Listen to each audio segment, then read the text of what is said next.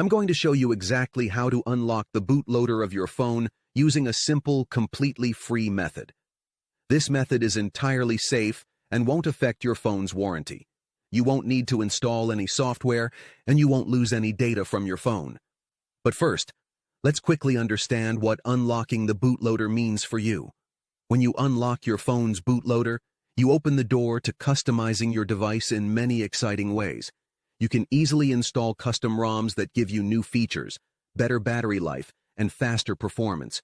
You can also install powerful recovery tools like TWRP, or even root your phone for deeper control. The best part is, this method is completely safe, free, and secure. Now, let's start unlocking your phone's bootloader. The first thing you need is your phone's IMEI number. IMEI number stands for International Mobile Equipment Identity. It's a unique number, usually 15 digits, that identifies your device. On this website, you can unlock the bootloader of your phone. The bootloader will be unlocked using your device's IMEI number. To get the IMEI number of your device, you can check the SIM tray, look at the phone box, or dial *#06# on the keypad or emergency call screen.